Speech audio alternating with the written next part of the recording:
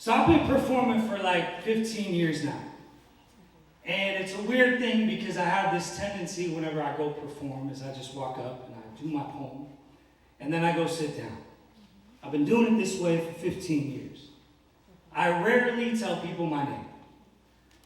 And so I was at this televised open mic and a girl comes up to me after I get off stage and she says, "Hey, wordplay guy, what's your actual name?"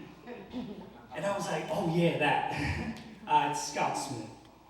She says, "What's your IG?" I said, "Scott, the number 7, Smith." She types it into her phone and says, "Is that you?" I said, "Yeah." She says, "Cool, I just followed you. Will you follow me back? Matter of fact, can I just get your number?" Before I can even calculate the cost of this conversation, she asked another question. "What's your sign?" Felt like I was trapped in a sitcom. Or maybe just getting punked. I could tell she was lost, stuck in twilight zones of infatuation. Miss ring on my finger. Her heart, I think, was broken. Or maybe it was still breaking. Bad madmen had turned her pages in all kinds of directions. Game of Thrones on her mind. Wanted to sit next to mine. She thought I king of queens and she could be one of plural. She thought I single and she could carry crown. She became shooter. She thought I bachelor thinking love is blind and this could be the good place to find it. So I had to tell her, listen, girl. You seem cool for sure, but I already been married at first sight. Not to this random girl at the open mic, but to my actual wife, Lena. Yes, Lena. Okay, Lena. I'm the only one allowed to call her that. Lena and I sat next to each other in pre-K. Went to L Middle and High School together, 2nd to 12th grade, and the way our last names lined up with hers being P and mine being S, she was always at the desk right next to mine. She was girl next door. Literally, both of our family's places were across the street.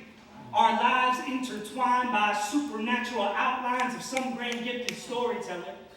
But even then, we were just friends. Never dated back then. I thank God we were saved by bells. We both hooked up with the wrong people. I was Fresh Prince, more like Son of Anarchy.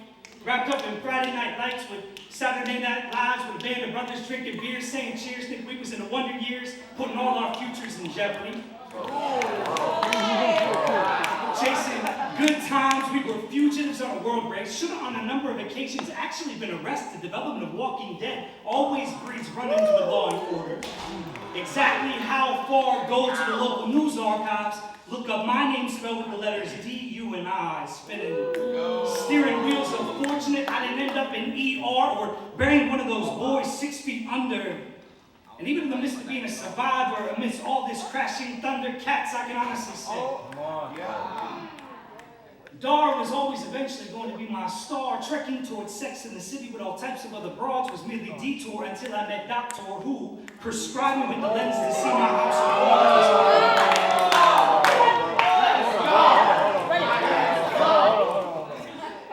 Until I met Doctor who prescribed me with the lens to see my house of cards was falling. I was blinded by gray, anatomy of eyes not in living color.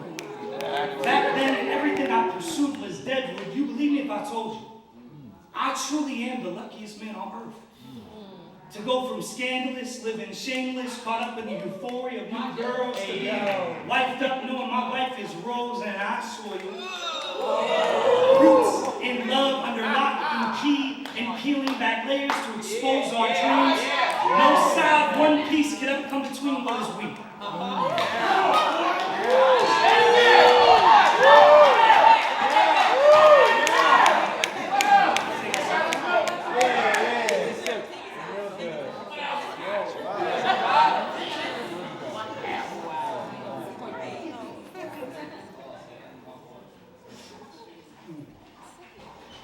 My wife is Rose, and I soil.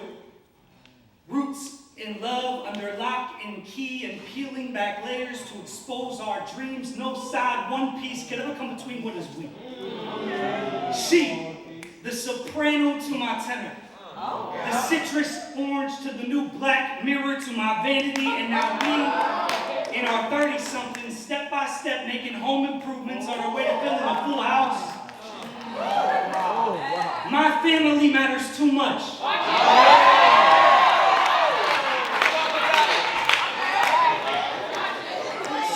So no, sis, you cannot have my numbers. And I don't mean to kick you to curb, your enthusiasm is unparalleled, but we'll probably stay stranger, things unlikely to change when your motives seem counterfeit. And before y'all think this family guy's being a little bit too direct, it's paramount for me to sling these words to any of the peacocks who loose their lips because they're match prime to Netflix and chill with me. See, Disney touched Earth for the only stars in my universe. So no, I cannot and will not be yours, nor anybody else's for that matter, special victim tonight. Respectfully. But I might as well say this, cause believe me when I tell you, there was a time when I was you. And these types of moments, these types of conversations, they're the office I choose to dwell in. So listen, if I could even low-key, remotely be of some assistance, help you turn down the volume a bit, rewind the tape of your life before it was even scripted, give you something to record. See, this moment could be the last chance you had to see something other than a rerun. So I gotta make sure the picture is clear. And like I said, ironically, this moment is probably the reason why I'm here. God is more than taxi to afterlife. More than a moonlighting magic man waving wand, a vision of his true nature reveals he's acquainted with your hurting. He brings gorgeous from dirt, and he's more than Oz behind curtain. He holds expanse, and his hands can scrub you clean like SpongeBob and weave your past mistakes, manifest his presence and present you mosaic. What if I told you God sees you as golden, girl? Even when all you see is silver linings, he calls you chosen. His commitment never dips below 100%. He is willing to, like bird, fly South Park his love inside your chest, graft you into his community, be your shield, alleviate your fears, factor your tears into his ocean, and never discount their weight. He is willing to show you both his will and grace. Oh, come on! And he will never settle for the outer banks of your heart if only you'll allow him to change your channel tonight.